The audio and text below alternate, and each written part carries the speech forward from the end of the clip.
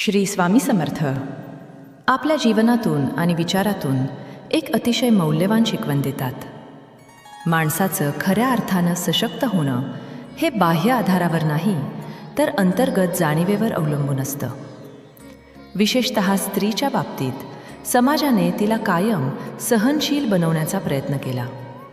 पण स्वामी समर्थ सांगतात की सहनशीलता आणि दुर्बलता यात फरक समजणं फार गरजेचं आहे. सहनशीलता म्हणजे संयम ठेवून योग्य वेळी योग्य निर्णय घेणं, तर दुर्बलता म्हणजे स्वतःच्या अस्तित्वाकडे दुर्लक्ष करणं. अनेक वेळा स्त्री आपल्या जबाबदाऱ्यांमध्ये इतकी अडकून जाते की ती स्वतःला विसरते. ती इतरांसाठी जगते, इतरांचे स्वप्न पूर्ण करते, पण स्वतःच्या स्वप्नांना पुढे ढकलते. श्री स्वामी समर्थांची शिकवण इथे खूप स्पष्ट आहे. जो स्वतःची किंमत ओळखत नाही त्याची किंमत जगही ओळखत नाही. म्हणून स्त्री सशक्तीकरणाची सुरुवात बाहेरच्या संघर्षातून नाही तर स्वतःशी प्रामाणिक राहण्यापासून होते. मी आपल्याला हेही शिकवतात की परिस्थिती बदलण्याआधी आपली दृष्टी बदलली पाहिजे. संकट आलं की तक्रार करणं सोपं असतं, पण त्या संकटातून काहीतरी शिकून पुढे जाणं ही खरी साधना आहे. स्त्री जेव्हा प्रत्येक अडचणीला का माझ्याच आयुष्यात असा प्रश्न न विचारता या अनुभवातून मी काय शिकू शकते असा प्रश्न विचारायला लागते, तेव्हा तिचा आत्मविश्वास वाढतो. आणि आत्मविश्वास ही अशी शक्ती आहे जी कोणताही आधार नसतानाही माणसाला उभं राहायला शिकवते.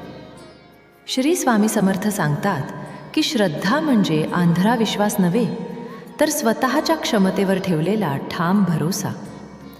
जेव्हा स्त्री स्वतःवर विश्वास ठेवते तेव्हा ती केवळ सहन करणारी राहत नाही तर परिस्थिती घडवणारी बनते. ती आपल्या विचारांनी घर घडवते, संस्कारांनी समाज घडवते आणि धैर्याने पुढची पिढी घडवते. म्हणूनच स्वामींच्या दृष्टीने स्त्री ही फक्त आधार घेणारी नसून स्वतः आधार बनणारी शक्ती आहे. यातून आपल्याला एक मोठी शिकवण मिळते. स्त्री सशक्तीकरण म्हणजे बंड नव्हे, संघर्ष नव्हे, तर स्व ओळख आहे. स्वतःला कमी लेखणं थांबवणं, योग्य अयोग्य ओळखणं आणि गरज असेल तेव्हा निर्भयपणे नाही म्हणणं हीच खरी ताकद आहे. श्री स्वामी समर्थांची कृपा जिथे असते तिथे भीती टिकत नाही आणि जिथे भीती संपते तिथे आत्मविश्वास जन्माला येतो.